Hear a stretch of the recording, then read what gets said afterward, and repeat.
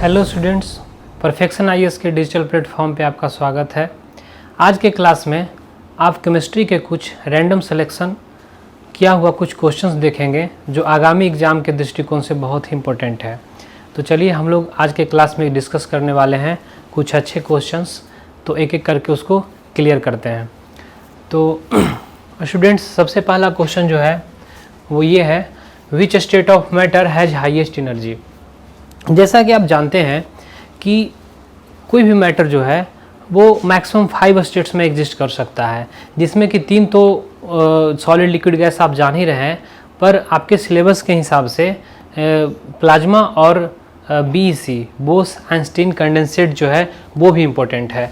तो आपसे अगर पूछा जाए कि बताइए कि पदार्थ की किस अवस्था में ऊर्जा सबसे अधिक होती है, which state of matter has highest energy, liquid, solid, plasma या फिर BEC। तो ध्यान दें स्टूडेंट्स कि एनर्जी जो है किसी भी मैटर का वो इनफैक्ट यहाँ पर उसके टेम्परेचर से रिलेटेड हो सकता है। जैसे लिक्विड है, इसको अगर हम हीट करेंगे तो हीट करने के बाद लिक्विड जो है वो गैस स्टेट में चेंज होगा, और सॉलिड को अगर हीट करेंगे तो वो लिक्विड बनेगा, और लिक्विड को अगर हीट करते हैं तो वो गैस बनेगा, और गैस को भी अगर हीट करते हैं तो फिर वो क्या होगा कि आयोनाइज गैस का रूप लेगा, जिसे हम लोग प्लाज्मा बोलते हैं। प्लाज्मा स्टेट में इनफैक्ट क्या होता है, आयोनाइज्ड गैसेस होते हैं, ionised gas and free electrons. तो इस कलेक्शन को हम लोग क्या बोलते हैं, प्लाज्मा स्टेट।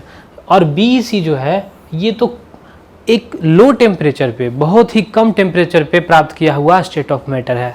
तो यहाँ पे ऑप्शन के हिसाब से प्लाज्मा स्टेट ही होगा, यानी प्लाज्मा स्टेट के पास सबसे ज़्यादा एनर्जी कंटेंट होता है। क्यों? क्योंकि सॉलिड को अगर गर्म करते हैं तो लिक्विड बनता है, लिक्विड को गर्म करते हैं तो गैस बनता है, और अगर गैस को भी गर्म किया जाए तो फिर क्या होगा कि वो आयोनाइज गैस का रूप लेगा और इसके पास बहुत ज़्यादा एनर्जी होगा। तो यानी क्या होगा, प्लाज्मा अवस्था। देखते हैं next, which of the following statement is not correct for diamond. कहा जा रहा है कि डायमंड के लिए बताइए कि कौन सा स्टेटमेंट सही नहीं है। तो डायमंड के बारे में जैसे ही डायमंड को देखते हैं तो हमारे दिमाग में तो यही आता है कि डायमंड कार्बन का क्या है, एक एलोट्रॉप है, जिसमें एक कार्बन 4 अलग अलग कार्बन एटम से अटैच्ड हैं विथ कोवैलेंट बॉन्ड, और ये इंटायर द सॉलिड क्या होता है, कनेक्टेड होता है। जितना बड़ा सॉलिड है वहाँ तक ये कार्बन कार्बन का इस तरह का लिंकेज होता है। तो डायमंड में सबसे पहला ऑप्शन है, 1 carbon atom is bonded to 4 other carbon atom. एक कार्बन एटम 4 अलग कार्बन एटम से बंधा होता है। सही है, ये तो सही है, पर हमें बताना है कि कौन करेक्ट नहीं है। विच of the following statement is not correct. Diamond के लिए कौन सही नहीं है वो बताना है। तो ये तो सही है पहला statement, 1 carbon atom is bonded to 4 other carbon atom. Diamond is a network solid. Diamond जो है वो एक नेटवर्क सॉलिड है। नेटवर्क कहने का मतलब ये होता है कि इसमें इसका जो कंस्टिट्यूएंट एलिमेंट है, कंस्टिट्यूएंट कार्बन जो है, वो एक कार्बन इंटायर द सॉलिड सारे अलग अलग कार्बन से क्या है, अटैच्ड है। तो इसको हम लोग नेटवर्क बोलते हैं। तो ये एक नेटवर्क सॉलिड है, या कहीं कहीं पे ऐसा भी दे सकता है कि diamond is a network solid, या फिर ऐसे देगा covalent, diamond is A covalent network solid. तो ये भी दे देगा अगर कहीं पे, तो ये भी सही है। तो diamond is a network solid या कोवैलेंट नेटवर्क सॉलिड सही है, ये भी सही है। इसमें एक इलेक्ट्रॉन मुक्त होता है। It consist 1 electron free which conduct electric current. देखिए, आप बताइए कि एक कार्बन का जो वैलेंसी होता है, संयोजकता जो होता है एक कार्बन का, वो 4 होता है, और यहाँ पे चारों कार्बन जो है, एक कार्बन का जो वैलेंसी होता है वो 4 होता है। मतलब एक कार्बन के पास 4 ऐसे इलेक्ट्रॉन हैं जो बॉन्ड फॉर्मेशन में भाग लेते हैं। और यहाँ पर देखिए कि इस कार्बन का चारों इलेक्ट्रॉन बॉन्ड फॉर्मेशन में इन्वॉल्व है, तो यहाँ पे कोई भी इलेक्ट्रॉन फ्री नहीं है। जबकि यहाँ पे क्या लिखा हुआ है, it consist 1 electron free which conduct electric current. भाई ये बात कहाँ से आ गया कि इलेक्ट्रिक करंट को कैरी करता है डायमंड? बिल्कुल नहीं। डायमंड जो है वो इलेक्ट्रिक करंट को कैरी नहीं करता है, क्योंकि इसके पास फ्री इलेक्ट्रॉन्स नहीं होते हैं।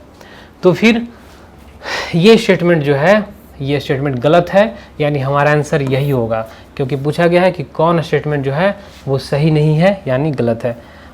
यह प्राकृतिक रूप से पाया जाने वाला सबसे कठोर पदार्थ है। It is hardest material which occurs naturally occurring में ये हार्ड होता है, ठीक है। तो ये स्टेटमेंट भी डायमंड के लिए सही है, तो हमारा आंसर ये होगा। देखते हैं next. Which of the following statement is not correct for graphite. यहाँ पे बताना है कि ग्रेफाइट के लिए कौन सा स्टेटमेंट सही नहीं है। देखिए, ग्रेफाइट का नाम हम जैसे ही सुनते हैं मेरे दिमाग में सिर्फ यही आता है कि ग्रेफाइट जो है वो कार्बन का एलोट्रॉप है। इसमें कार्बन का जो है ना वो लेयर वाइज फॉर्मेशन होता है। कार्बन 6 कार्बन एटम बॉन्ड बनाकर एक लेयर वाइज फॉर्मेशन करता है और इस तरह से फिर एक रिंग बनाएगा। 6 कार्बन मिलकर एक रिंग बनाएगा और ये रिंग का एक लेयर फॉर्मेशन होगा जिसमें एक कार्बन 3 अदर कार्बन एटम से बॉन्डेड होते हैं। और तो कार्बन के पास तो 4 इलेक्ट्रॉन होता है, तो 4 इलेक्ट्रॉन होता है तो इसके पास एक इलेक्ट्रॉन जो है वो यहाँ इस पे मौजूद होता है। तो ग्रेफाइट का नाम हम जैसे ही सुनते हैं मेरे दिमाग में यही आता है कि कार्बन 6 कार्बन का रिंग फॉर्मेशन करता है, बॉन्ड बना के सिंगल कोवेलेंट बॉन्ड, और वो एक लेयर फॉर्मेशन करता है और उसमें एक इलेक्ट्रॉन जो होता है उस पर अनबॉन्डेड होता है। तो देखिए क्या कह रहा है, विच of the following statement is not correct for graphite. Graphite के लिए कौन सही नहीं है। It forms rings which contains 5 carbon atom. नहीं, 5 कार्बन एटम नहीं, ये जो रिंग बनाता है इसमें 6 कार्बन एटम होता है। 1 carbon bonded to 3 other carbon atom. ये तो सही है, ये सही है कि एक कार्बन एटम जो होता है वो 3 अलग अलग कार्बन एटम से बॉन्डेड होता है। अभी आप देखें, यह प्रत्येक कार्बन पर एक मुक्त इलेक्ट्रॉन ले जाता है जो विद्युत प्रवाह का संचालन करता है। हाँ देखिए, ये स्टेटमेंट आपका सही है। क्या कह रहा है, it carries 1 free electrons on each carbon which conduct electric current. Graphite जो होता है वो इलेक्ट्रिक करंट का एक कंडक्टर होता है। तो वो इलेक्ट्रॉन कहाँ से आता है जो कंडक्ट करता है, क्योंकि जहाँ भी करंट का एग्जिस्टेंस है वहाँ पे जरूर इलेक्ट्रॉन का मूवमेंट हो रहा होगा। तो फिर ये इलेक्ट्रॉन जो होता है यही कंडक्टिविटी में क्या करता है, भाग लेता है, यानी ये स्टेटमेंट सही है। It is used as lubricant in heavy machine. अब होता क्या है कि ग्रेफाइट जो है इसमें 6 कार्बन एटम का एक रिंग बनाया, नीचे भी क्या होगा कि एक 6 कार्बन एटम का रिंग फॉर्मेशन होगा इस तरह से, और ये दोनों के बीच वंडरवाल फोर्स लगता है, वीक वंडरवाल फोर्स लगता है। तो 2 लेयर के बीच वीक वंडरवाल फोर्स लगने के कारण जो ग्रेफाइट होता है वो सॉफ्ट होता है, और अपने सॉफ्टनेस के कारण इसका जो यूज़ है वो हैवी मशीन में किया जाता है। तो इसमें स्टेटमेंट क्या बोला था कि गलत कौन है, तो बताइए, it forms rings which contains 5 carbon atom, ये गलत है, यानी यही हमारा क्या होगा, आंसर होगा। यह वलय बनाता है जिसमें 5 कार्बन के परमाणु होते हैं, ये गलत बात है, 5 नहीं बल्कि 6 कार्बन के परमाणु होते हैं। देखते हैं next question. Which has higher electrical conductivity, किसमें विद्युत चालकता अधिक है। देखिए आपके सामने 4 ऑप्शन है, जल है, आसुत जल है, नमक घुला हुआ पानी है और ग्लूकोज घुला हुआ पानी है। Water, distilled water, salt dissolved in water and glucose dissolved in water. देखिए करंट सबसे ज़्यादा किस में फ्लो करेगा, तो अभी आपको बताए, करंट वहीं फ्लो ज़्यादा होगा जहाँ पे इलेक्ट्रॉन की संख्या ज़्यादा होगी, जहाँ पर फ्री आयंस ज़्यादा होंगे। इलेक्ट्रॉन हर जगह कंडक्ट नहीं करता है, कहीं कहीं पे, जैसे अगर आप नमक घोलते हैं पानी में तो यहाँ पे आयंस रिलीज होते हैं नमक से, तो फिर वो आयंस वहाँ पे कंडक्ट करते हैं इलेक्ट्रिक करंट को। तो वाटर जो है ये सिर्फ वाटर है, डिस्टिल्ड वाटर है तो ये भी वाटर ही है शुद्ध रूप। साल्ट डिजोल्व्ड इन वाटर, अगर आप साल्ट डिजोल्व करते हैं तो इसमें क्या होता है, साल्ट एक इलेक्ट्रोलाइट है, साल्ट जो है वो एक इलेक्ट्रोलाइट है।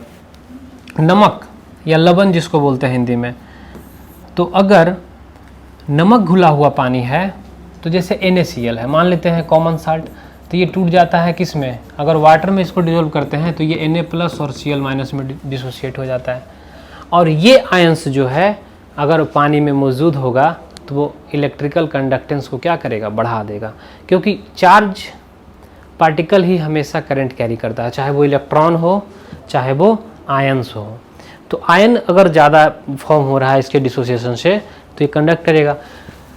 Glucose dissolved in water, glucose को जब पानी में घोलते हैं तो वो आयंस नहीं रिलीज करता बहुत ज़्यादा, तो फिर ये जो है ना वो उतना ज़्यादा कंडक्ट नहीं करेगा।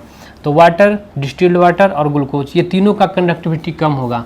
पर साल्ट जो है वो सबसे ज़्यादा यहाँ पर देख रहे हैं कि आयन रिलीज़ कर रहा है। तो ये जब पानी में आयन का कॉन्सेंट्रेशन बढ़ा देगा मात्रा, तो फिर ये सबसे ज़्यादा कंडक्टिविटी शो करेगा। तो हमारा आंसर क्या होगा? नमक घुला हुआ पानी। देखते हैं next question. It is difficult to cook food on the top of mountain in open container because, पहाड़ की चोटी पर खुले बर्तन में खाना पकाना कठिन होता है क्योंकि। देखिए, आप अगर बहुत हाइट पे जाते हैं और हाइट पर जाके खुले बर्तन में चावल पका रहे हैं, दाल पका रहे हैं, तो ये सब ना बहुत डिफ़िकल्ट हो जाता है पकाना खुले बर्तन में। रीज़न क्या है? तो होता क्या है कि जैसे चावल है, उसे हीट चाहिए, हीट से ही वो तैयार होगा। अब जब हम पहाड़ पे जाते हैं तो वहाँ पे क्या होता है कि वहाँ पे क्वेश्चन ऑप्शन क्या है देखते हैं। At height temperature is low, नहीं, टेम्परेचर का उससे हाइट से कोई लेना देना नहीं है। At height atmospheric pressure decreases, hence boiling point of water also decreases. सही बात है, ये पॉइंट देखिए यहाँ पे। अगर हम हाइट पे जाते हैं तो वहाँ पे क्या होता है, एटमॉस्फेरिक प्रेशर कम हो जाता है। जब एटमॉस्फेरिक प्रेशर कम हो जाता है तो पानी का बॉइलिंग पॉइंट भी क्या हो जाएगा, कम। मतलब वो कम टेम्परेचर पे ही बॉयल करेगा।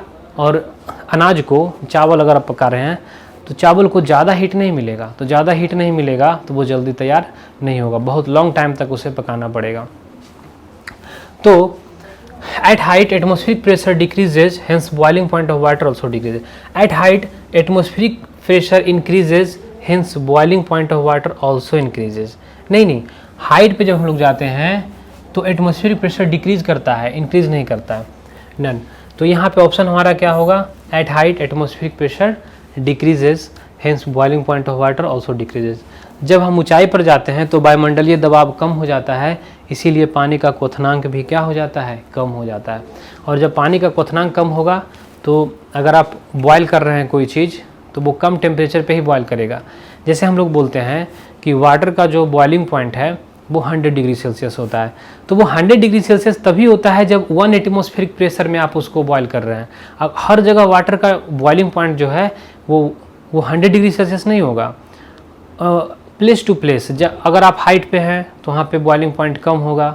अगर आप कहीं ऐसे जगह पे हैं जहाँ प्रेशर ज़्यादा है तो वहाँ पे बॉइलिंग पॉइंट क्या होगा, बढ़ जाएगा। जैसे प्रेशर कुकर की बात करें, प्रेशर कुकर में क्या होता है कि प्रेशर बढ़ जाने के कारण वाटर का बॉइलिंग पॉइंट जो है वो भी बढ़ जाता है। तो बॉइलिंग पॉइंट जब बढ़ जाएगा तो बहुत ज़्यादा टेम्परेचर पे पानी वाटर बॉयल करेगा, तो उस केस में उसे ज़्यादा हीट मिलेगा, इसलिए खाना जो है जल्दी तैयार हो जाता है। तो वो सब टेम्परेचर का खेल है। टेम्परेचर ज़्यादा अगर दे रहे हैं तो जल्दी तैयार होगा, अगर कम दे रहे हैं तो बहुत टाइम लगेगा। इसीलिए हाइट पे खाना पकाना जो है वो डिफ़िकल्ट हो जाता है। देखते हैं next question. Melting point of ice at the top of mountain will be, पर्वत की चोटी पर बर्फ़ का गलनांक जो होगा वो क्या होगा। ध्यान दीजिए, ऐसे तो आप लोग जानते हैं कि आइस जो है वो 0 डिग्री सेल्सियस पे मेल्ट करता है और वो आइस से फिर वाटर बनता है विदाउट रेजिंग टेम्परेचर।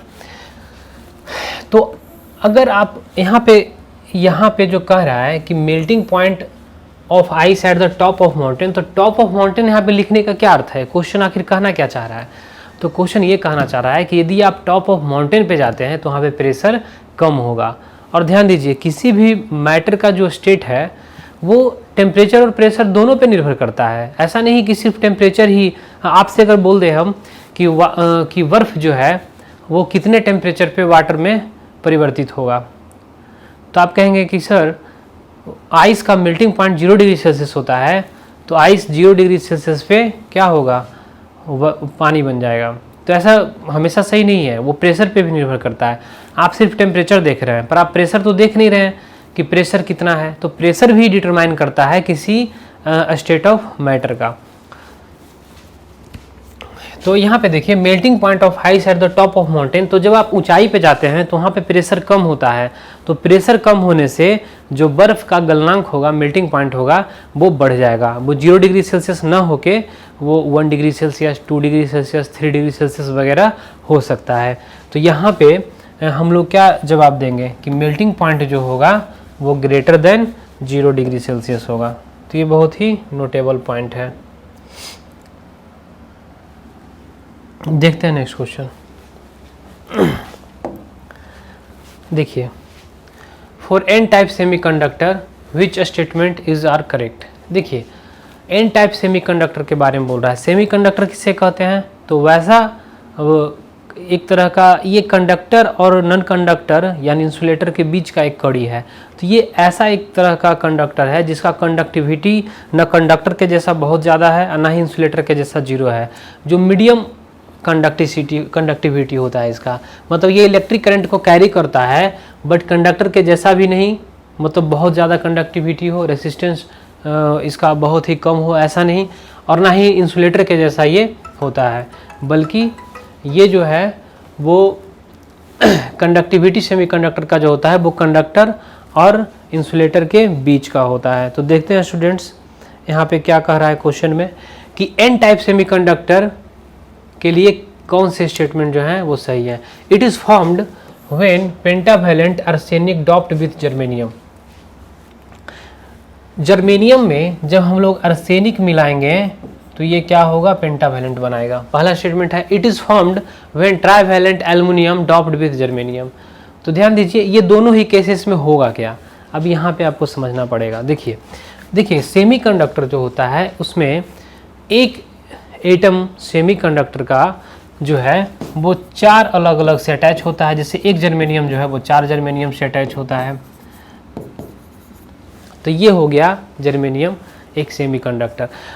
तो फिर आप बोलेंगे कि अच्छा इसमें तो इलेक्ट्रॉन है ही नहीं फ्री, तो कंडक्टिविटी कैसे होता है, करंट कैसे कैरी करता है? आप तो बताए थे कि जहाँ इलेक्ट्रॉन फ्री होगा या आयन फ्री होगा वही कंडक्ट करता है इलेक्ट्रिक करंट को। तो देखिए स्टूडेंट्स यहाँ पे ध्यान दीजिए, जर्मेनियम के पास अगर 4 इलेक्ट्रॉन है तो चारों का चारों इन्वॉल्व है बॉन्ड बनाने में, केमिकल बॉन्ड बनाने में, कोवैलेंट बॉन्ड बनाया 4 अलग अलग जर्मेनियम के साथ। लेकिन इसमें क्या होता है कि जर्मेनियम का जो इलेक्ट्रॉन है बॉन्डेड वो इलेक्ट्रॉनिक इम्परफेक्शन के कारण अपने लोकेशन से कहीं बीच में आ जाता है और ये जगह जो है वो खाली हो जाता है, जिसे हम लोग होल बोलते हैं। ये जो है ना पॉजिटिव सेंटर के जैसा एक्ट करता है। ये जर्मेनियम जो है यहाँ से इलेक्ट्रॉन बाहर आ गया तो ये पॉजिटिव सेंटर के तरह एक्ट करता है, जिसे हम लोग होल्स बोलते हैं। तो ये इलेक्ट्रॉन जो है इलेक्ट्रॉनिक इम्परफेक्शन के कारण, एक डिफेक्ट के कारण, इलेक्ट्रॉनिक डिफेक्ट के कारण बॉन्ड से अलग होके और ये इलेक्ट्रिक करंट को कैरी करता है। तो ये इलेक्ट्रॉन रिस्पॉन्सिबल है करंट कैरी करने के लिए। लेकिन यही जर्मेनियम को जब हम इसमें आर्सेनिक ऐड कर देंगे, डोपिंग कर देंगे, तो आर्सेनिक का जो वैलेंसी होता है वो 5 होता है। तो वो 4 जर्मेनियम से तो बॉन्ड बना लेगा, 4 अदर जर्मेनियम से तो बॉन्ड बना लेगा, लेकिन 5 इलेक्ट्रॉन होता है आर्सेनिक के पास। तो आर्सेनिक में क्या होगा, 1 इलेक्ट्रॉन एक्स्ट्रा बचा रह जाएगा और वो कंडक्ट करेगा इलेक्ट्रिक करंट को। तो एन टाइप सेमीकंडक्टर में इलेक्ट्रॉन एक्सेस होता है। तो ये जो है यहाँ पे एन टाइप सेमीकंडक्टर, तो इसमें आर्सेनिक जो है पेंटावैलेंट उसी को हम लोग ऐड करते हैं। इसके वजह से आर्सेनिक का 4 इलेक्ट्रॉन 4 अलग अलग जर्मेनियम एटम से बॉन्ड बनाता है, जबकि 1 इलेक्ट्रॉन फ्री रहता है, वो कंडक्टिविटी को बढ़ा देता है। अब बताइए नंबर ऑफ इलेक्ट्रॉन बढ़ गया कि नहीं? बिल्कुल बढ़ गया।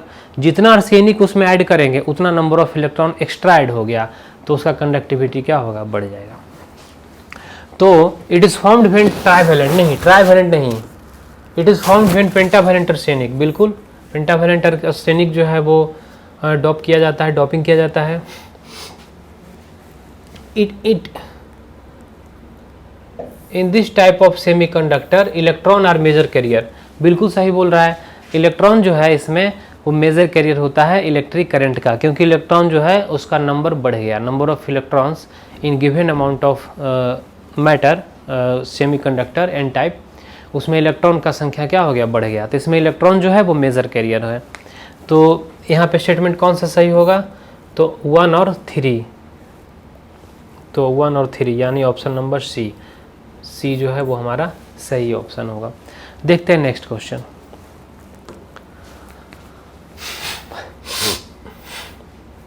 Water freezes at 0 degree Celsius when salt added to water, then freezing point of mixture will B.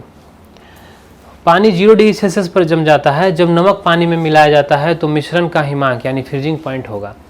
बढ़िया क्वेश्चन है। देखिए वाटर है वो प्योर सॉल्वेंट होता है, उसमें जब आप नमक मिलाते हैं तो ये जो सॉल्यूशन है इसका मेल्टिंग पॉइंट या फिर बोलिए फ्रीजिंग पॉइंट वो क्या होता है, 0 से कम हो जाता है। ऐसे हम लोग मानते हैं कि वाटर का फ्रीजिंग पॉइंट 0 डिग्री सेल्सियस है, पर उसमें जब इम्प्योरिटी आप ऐड करते हैं तो उसके वजह से उसका फ्रीजिंग पॉइंट कम हो जाता है, जिसे हम लोग डिप्रेशन इन फ्रीजिंग पॉइंट कहते हैं। या फिर इसी मिक्सचर का अगर आप बॉइलिंग पॉइंट देखेंगे तो बॉइलिंग पॉइंट, वाटर का बॉइलिंग पॉइंट 100 डिग्री सेल्सियस होता है, लेकिन नमक मिला देने के बाद वही वाटर जो है, अब वो वाटर नहीं रहा, वो वाटर प्लस साल्ट दोनों का एक मिक्सचर हो गया, सॉल्यूशन हो गया। तो इसका जो बॉइलिंग पॉइंट होगा मिक्सचर का वो 100 डिग्री सेल्सियस से ज़्यादा हो जाएगा। इसे बोलते हैं एलिवेशन इन बॉइलिंग पॉइंट। तो ध्यान दीजिए कि इम्प्योरिटी के ऐड कर देने से फ्रीजिंग पॉइंट में कमी हो जाती है और बॉइलिंग पॉइंट में वृद्धि हो जाती है। इसे बोलते हैं एलिवेशन इन बॉइलिंग पॉइंट, उसे बोलते हैं डिप्रेशन इन फ्रीजिंग पॉइंट। तो वाटर फ्रीज करता है 0 डिग्री सेल्सियस पे। When salt added to water then freezing point of mixture will be lesser than 0 degree Celsius. 0 से क्या होगा, कम हो जाएगा। तो बहुत ही अच्छा क्वेश्चन था, इसको ध्यान रखिएगा। देखते हैं next question. A state of matter can be change into another state by changing temperature and pressure. देखिए आपको भी बताए कि किसी भी मैटर का जो स्टेट है अगर उसको चेंज करना है तो सिर्फ टेम्परेचर ही नहीं, प्रेशर भी बहुत बड़ा रोल प्ले करता है। Not only by changing the temperature but also pressure play an important role to change the state of matter. जैसे अगर आपसे हम बोले कि क्या वाटर 100 डिग्री सेल्सियस पे बॉयल करता है, आप बोलेंगे यस बिल्कुल, पढ़ते आ रहे हैं बचपन से। तो ये जरूरी नहीं है कि 100 डिग्री सेल्सियस पे वाटर बॉयल करेगा, वो प्रेशर पे भी निर्भर करता है। थोड़ा प्रेशर भी पूछ लीजिए कि प्रेशर कितना है। सिर्फ टेम्परेचर बोल देने से हम किसी का फ्रीजिंग पॉइंट या बॉइलिंग पॉइंट डिटरमाइन नहीं कर सकते।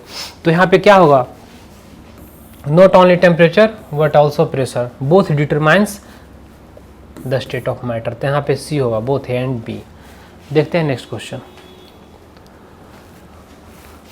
इन summer days often observe that fishes in pond water, ये कट गया साइड में, pond water dies and float due to.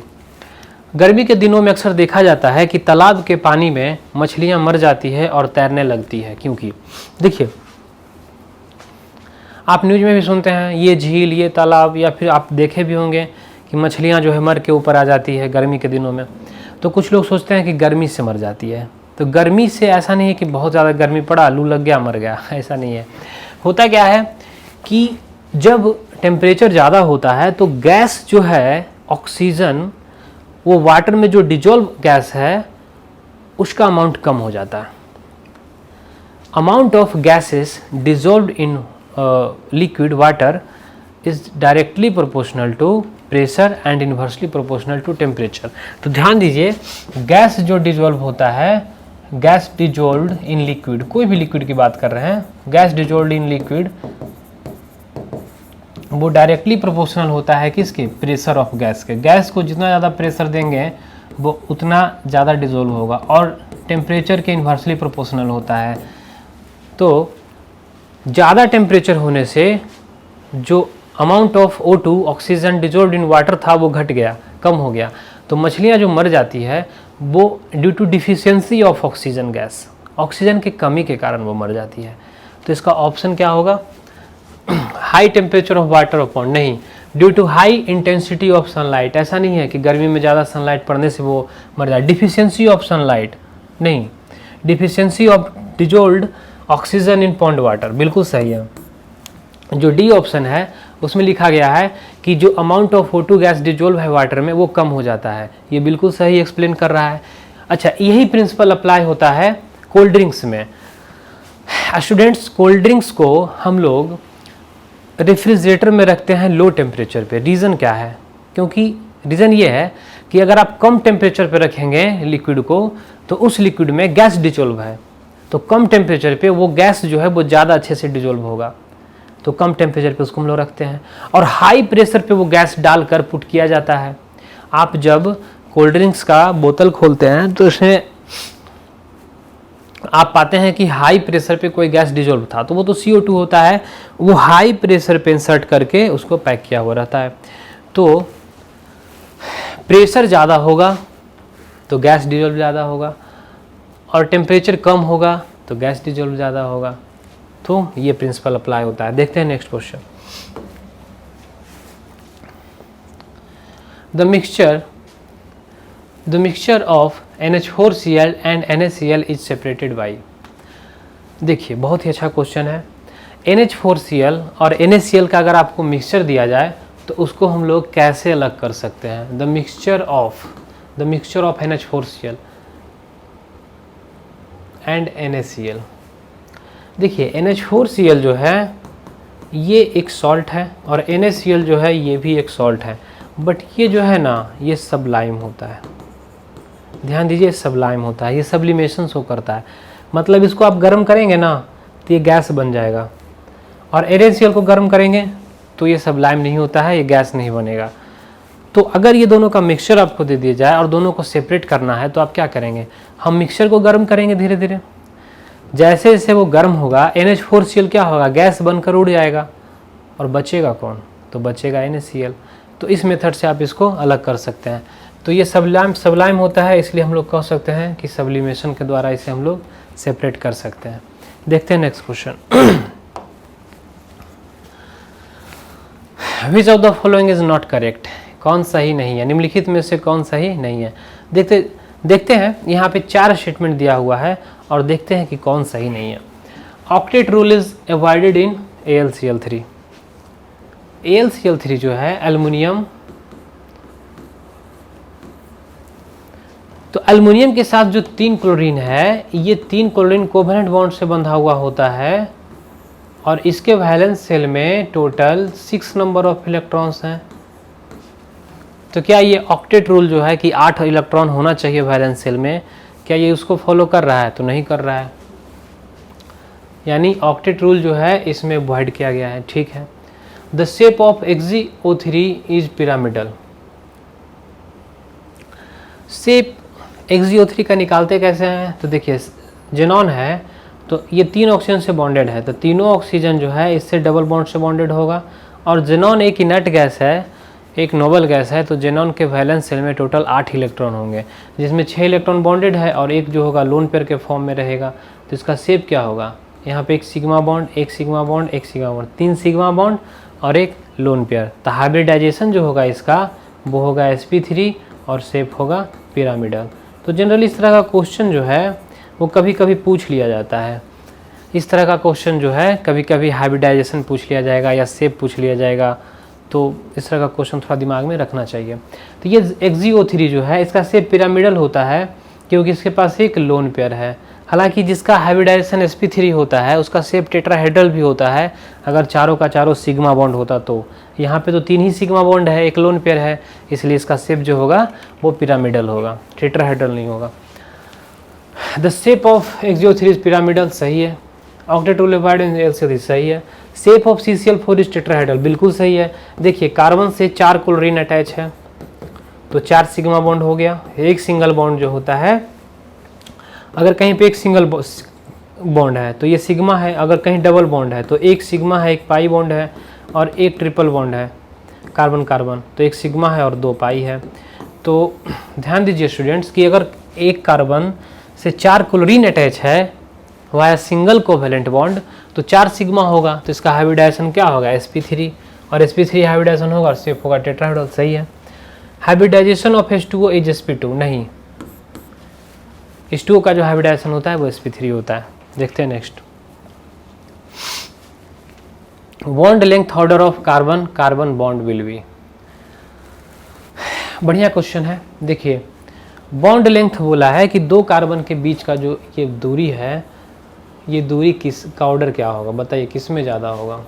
तो ध्यान दीजिए, सबसे बॉन्ड लेंथ जो होता है, बॉन्ड लेंथ जो होता है 2 एटम के बीच, वो इन्वर्सली प्रोपोर्शनल होता है नंबर ऑफ कोवेलेंट बॉन्ड का, नंबर ऑफ कोवेलेंट बॉन्ड का। नंबर ऑफ कोवेलेंट बॉन्ड का मतलब यहाँ पे देखिए दोनों कार्बन के बीच 3 बॉन्ड है, यहाँ 2 बॉन्ड है और यहाँ 1 बॉन्ड है, तो जहाँ पे नंबर ऑफ कोवेलेंट बॉन्ड ज़्यादा होगा उसका बॉन्ड लेंथ कम होगा। मतलब ये इसका जो बॉन्ड लेंथ होगा सबसे कम होगा, सबसे कम होगा, मतलब 3 का सबसे कम होगा। उससे ज़्यादा किसका होगा? तो 2 का, और 2 से ज़्यादा किसका होगा? 1 का। बॉन्ड लेंथ जो है 1 का सबसे ज़्यादा होगा। अब ऐसा याद कैसे रखेंगे? तो सिंपल से बात है, अगर कोई आपके पास छोटा सा कपड़ा का टोकरी है, कपड़े का टोकरी है, या कुछ भी आप एज्यूम कर लीजिए, कोई लेगिंग्स वगैरह है, कोई कपड़ा वगैरह है, उसको आप एक रस्सी से बांधिए तो इतना बड़ा टोकरी है, 2 रस्सी से बांध दीजिए तो थोड़ा कंपैक्ट हो जाएगा क्योंकि मजबूती से बंधाएगा। 3 रस्सी से बांधिए और छोटा हो जाएगा। तो जितना ज़्यादा रस्सी से बांधिएगा उतना उसका साइज़ क्या होगा, छोटा हो जाएगा। तो वही चीज़ यहाँ भी है, दोनों कार्बन एटम 3-3 बॉन्ड से बंधा हुआ है तो दोनों एकदम क्लोज आ जाएगा, टाइटली हेल्ड हो जाएगा। टाइटली हेल्ड होगा तो बॉन्ड लेंथ जो होगा, दूरी जो होगा वो सबसे कम होगा। तो ऐसे याद रख सकते हैं। अच्छा, बॉन्ड एनर्जी की बात करें तो बॉन्ड एनर्जी की अगर बात करें, बॉन्ड एनर्जी तो वो डायरेक्टली प्रोपोर्शनल होता है नंबर ऑफ कोवेलेंट बॉन्ड के। यहाँ पे देखिए इसका, जैसे देखिए बॉन्ड एनर्जी मतलब बॉन्ड को तोड़ने में लगा एनर्जी, तो इसको तोड़ने में ज़्यादा एनर्जी लगेगा।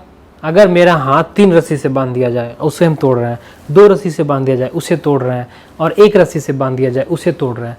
तो ध्यान दीजिए कि जब 3 रस्सी से बांधा जाएगा हाथ को तो उसको तोड़ने में हमें ज़्यादा एनर्जी रिक्वायर होगी। तो ऐसे आप याद रखिएगा कि जितना ज़्यादा कोवेलेंट बॉन्ड, तोड़ने में एनर्जी उतना ही ज़्यादा होगा। और ये नंबर ऑफ कोवेलेंट बॉन्ड को क्या बोलते हैं, बॉन्ड ऑर्डर। तो बॉन्ड ऑर्डर भी कहीं कहीं लिख देता है कि bond energy directly proportional to number of covalent bond, और नहीं तो कहीं कहीं ऐसे दे देगा कि bond energy directly proportional to bond order. तो बॉन्ड ऑर्डर में कंफ्यूज नहीं होना है, नंबर ऑफ कोवेलेंट बॉन्ड को ही बोलते हैं बॉन्ड ऑर्डर। देखते हैं next question. Which type of colloid is fog? Fog किस तरह का कोलॉइड है? देखिए कोलॉइड किसे कहते हैं, तो कोलॉइड में एक पार्टिकल जो है दूसरे पार्टिकल में क्या होता है, डिस्पर्स होता है, फैला हुआ होता है, मिला हुआ होता है। तो फॉग जो है इसमें लिक्विड जो है वो मिला हुआ होता है एयर में, यानी एयर क्या हो गया, गैस। तो लिक्विड इन गैस, तो इस टाइप का कोलॉइड है क्या, फॉग। तो liquid in gas, liquid in liquid, जब एक लिक्विड दूसरे लिक्विड में फैला हुआ रहे, मिक्स रहे, तो उसे हम लोग बोलते हैं लिक्विड इन लिक्विड। तो इसका ऑप्शन क्या होगा, तो option C, liquid in gas. तो फॉग जो है, कोहरा जो है, वो किस प्रकार का कोलॉइड है, तो गैस में जो है वो तरल है, मतलब तरल अवस्था फैला हुआ है गैस में। देखते हैं next question. Which of the following related to the statement that the properties of element are periodic function of their atomic mass? ये बात कौन बोले थे? निम्नलिखित में से कौन सा कथन इस कथन से संबंधित है कि तत्वों के गुण उनके परमाणु द्रव्यमान के फलन होते हैं? तो सिंपल सा बात है, हेनरी मोसले सर जो मॉडर्न प्रेडिक्टेबल बनाया, उन्होंने कहा था कि किसी भी एलिमेंट का जो प्रॉपर्टी है वो एटॉमिक नंबर से रिलेटेड होता है, एटॉमिक नंबर का फंक्शन होता है, एटॉमिक मास का नहीं। तो मोसले सर, हेनरी मोसले से पहले जो मेंडलीव का प्रेडिक्टेबल था, उन्होंने कहा था कि किसी भी एलिमेंट का जो प्रॉपर्टी है वो एटॉमिक मास का फंक्शन होता है। तो यहाँ पे वही बोला जा रहा है कि properties of element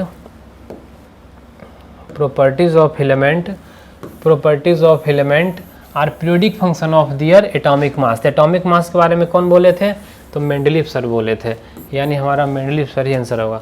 Henry Mosle तो बोले नहीं थे, ये बोले थे एटॉमिक नंबर। हेनरी मोसले क्या बोले थे कि एटॉमिक नंबर के प्रोपोर्शन होता है। डोब्रेनियर साहब क्या किए थे, तो ये ट्राइड बनाए थे। डोब्रेनियर साहब क्या बनाए थे, ट्राइड। न्यूलैंड क्या बनाए थे, तो न्यूलैंड साहब ऑक्टेव बनाए थे, इन्होंने 8-8 एलिमेंट का कलेक्शन लिया था। डोब्रेनियर साहब ट्राइड बनाए थे, 3-3 एलिमेंट का कलेक्शन लिया था। हेनरी मोसले साहब बताए थे कि एलिमेंट का जो प्रॉपर्टी है वो एटॉमिक नंबर के प्रोपोर्शनल होता है। और मेंडलीव साहब बताए थे कि properties of an element are periodic function of atomic mass. तो ये हिस्ट्री है प्रेडिक्टेबल का, जिसमें इन लोगों के द्वारा दिया गया कुछ कॉन्सेप्ट है, तो इसको ध्यान रखना है, आपसे पूछा जा सकता है। देखते हैं नेक्स्ट क्वेश्चन में क्या कह रहा है। विच of the following statement is not correct for metalloid? बढ़िया क्वेश्चन है। देखिए मेटलॉइड के लिए कौन सा स्टेटमेंट जो है वो सही नहीं है। उपधातु यानी मेटलॉइड के लिए निम्नलिखित में से कौन सा कथन सही नहीं है? All the metalloid belongs to P block. आगे पढ़ते हैं। Metalloid has property like metal as well as non metal. Silicon and germanium used in semiconductor are metalloid. Bromine found in liquid state at room temperature is a metalloid. ध्यान दीजिए, इन चारों statement में अगर हम गौर करें एक एक करके, all the metalloid belongs to P block, ये बिल्कुल सही है। जितने भी मेटलॉइड हैं वो सारे के सारे पी ब्लॉक में ही पाए जाते हैं। एस ब्लॉक में जितना भी एलिमेंट है वो मेटल है, डी ब्लॉक में जितना भी है वो मेटल है। एस ब्लॉक में तो हाइड्रोजन को हम रख नहीं रहे हैं, इसलिए हम नहीं बोल रहे हैं हाइड्रोजन के बारे में। हाइड्रोजन मेटल नहीं है बल्कि वो एक नॉन मेटल है, तो उसका पोजीशन भी फिक्स नहीं है कि वो फर्स्ट ग्रुप का एलिमेंट है। तो ऑल द मेटलॉइड जो है, जितने भी मेटलॉइड हैं वो पी ब्लॉक में है। और ध्यान दीजिए स्टूडेंट्स कि पी ब्लॉक ही ऐसा ब्लॉक है पूरे पीरियोडिक टेबल का जिसमें मेटल, नॉन मेटल और मेटलॉइड तीनों होता है। क्योंकि अगर एस ब्लॉक की बात करें तो उसमें सिर्फ मेटल्स हैं, डी ब्लॉक में सिर्फ मेटल्स हैं, जबकि पी ब्लॉक में मेटल, नॉन मेटल और मेटलॉइड तीनों है।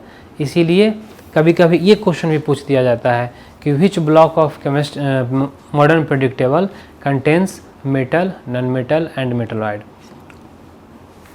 तो पी ब्लॉक होगा उसका answer. Metalloid has property like metal as well as non metal, बिल्कुल सही। मेटलॉइड किसे कहते हैं?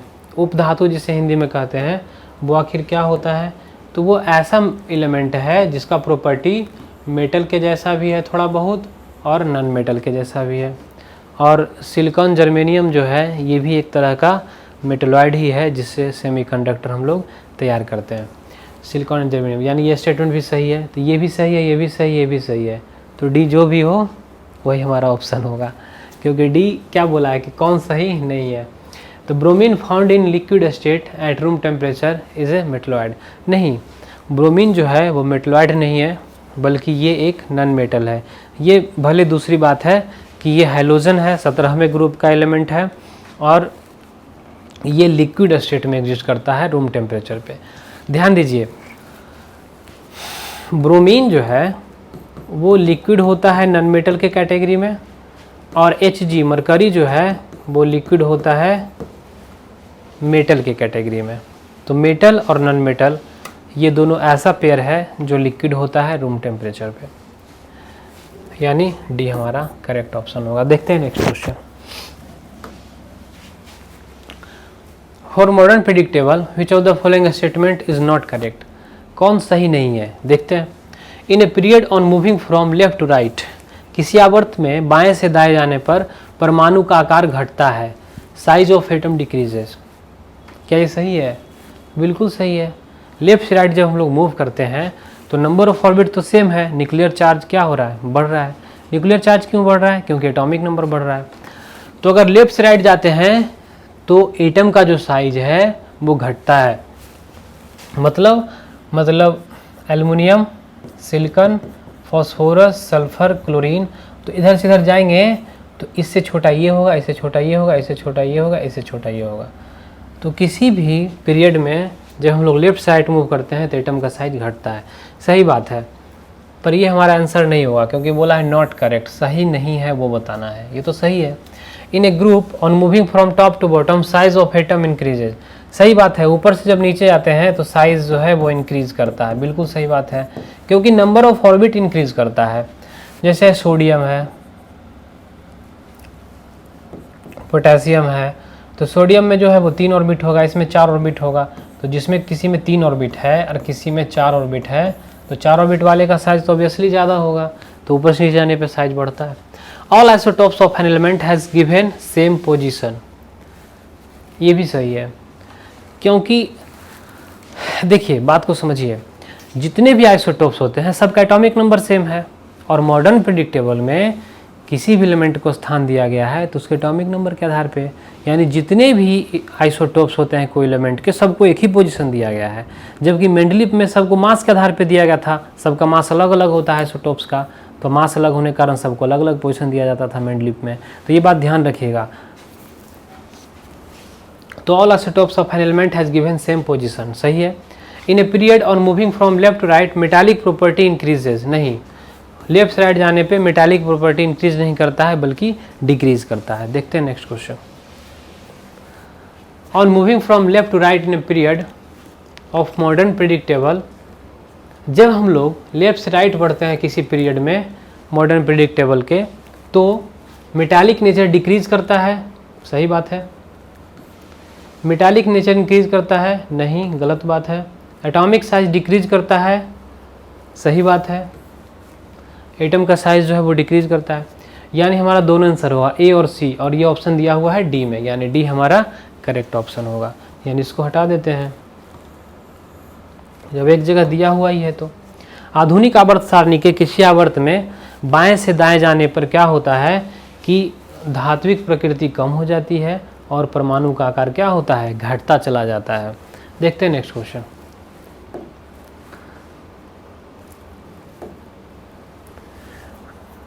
Which of the following is not correct for novel gas? देखिए, नोबल गैस का नाम जैसे ही आता है दिमाग में तो सबसे पहले यही छवि बनती है कि मॉडर्न प्रिडिक्टेबल के 18वें ग्रुप में इसे रखा गया है। सबसे लास्ट में, सबसे दाएं साइड इसको रखा गया है।